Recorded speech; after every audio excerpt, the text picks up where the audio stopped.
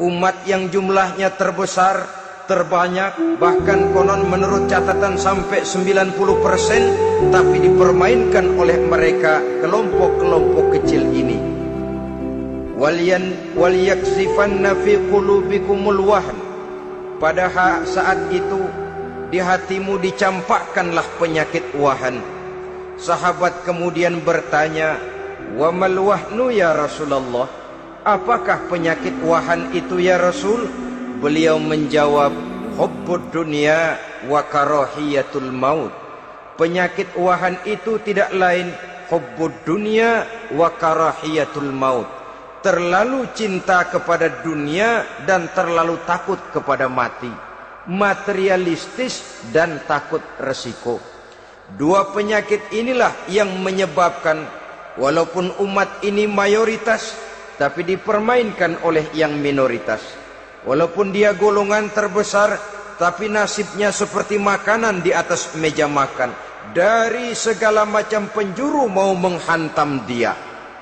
Saudara-saudara kaum muslimin yang berbahagia, ini merupakan analisa sosial bahwa pada suatu saat nanti akan terjadi di tengah-tengah umat di mana kita dihantam dan diserbu dari segala macam penjuru.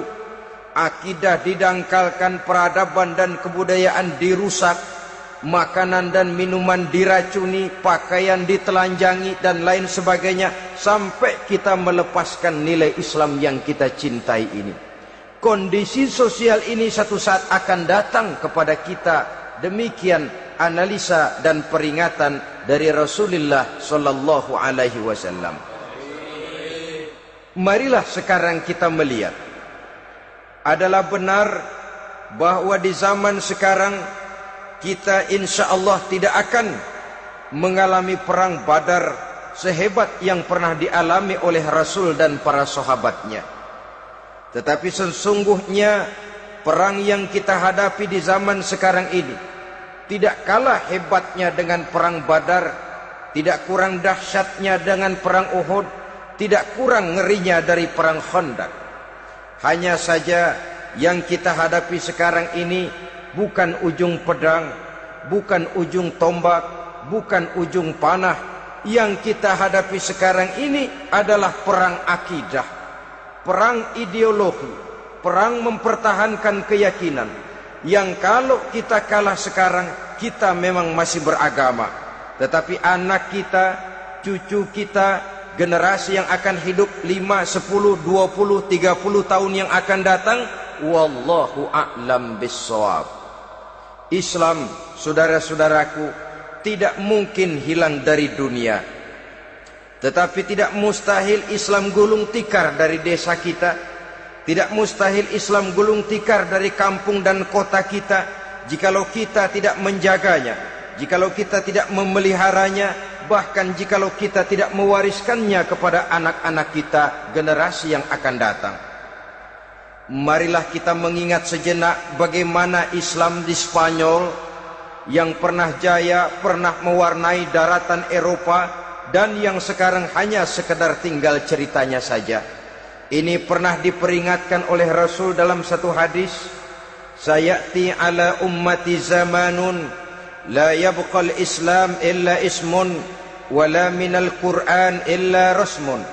Akan datang satu masa di tengah umatku di mana pada masa itu Islam ada tapi hanya tinggal sekedar namanya saja, dan Quran pun ada tapi cuma sekedar tinggal tulisannya saja.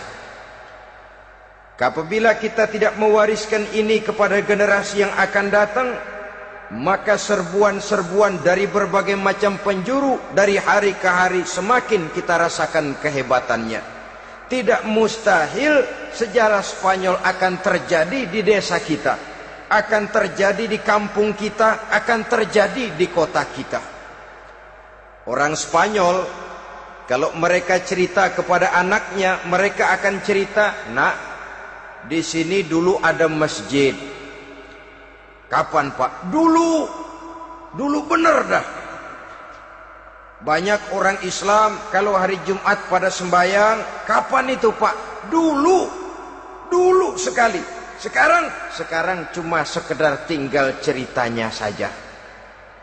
Bukankah sesuatu yang sangat tidak mustahil apabila kita tidak menjaga dan mewariskan Islam ini kepada generasi yang akan datang, maka serbuan-serbuan akan membawakan hasil yang diinginkan oleh para penyerbu itu tadi. Kita sudah menjadi umat yang mayoritas, tetapi umat yang mayoritas ini menurut Rasul dikepung sedemikian rupa, akidahnya didangkalkan, peradaban dan kebudayaannya ditekan sedemikian rupa, kehidupan sosialnya dibuat individualis, kemudian dari segi pergaulan, pakaian, makanan, minuman dan sebagainya diracuni, sampai dia tidak lagi berpegang teguh kepada agamanya. Dan dikala itu hilang kehebatan umat ini di mata musuh-musuhnya. Orang lain memandang kita ringan saja, enteng saja, satu umat yang sudah kehilangan wibawa. Padahal konon kabarnya kita mayoritas, tapi enak saja dikutak-kutik orang lain. Dan dikala itu di hati kita merajalela penyakit uahan. Penyakit uahan itu apa? Pertama, hubbud dunia, terlalu cinta kepada dunia.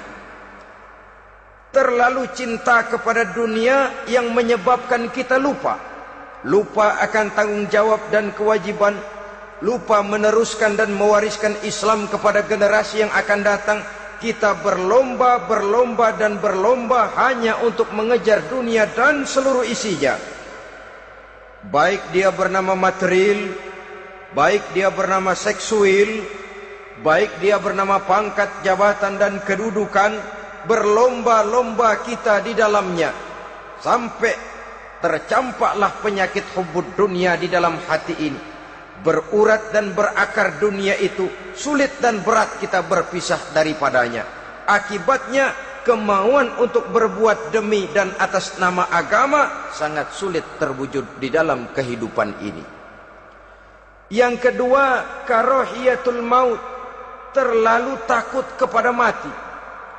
Baik mati ajal, mati dalam artian yang sebenarnya, baik mati usahanya, baik mati karirnya, baik mati pangkat dan jabatannya.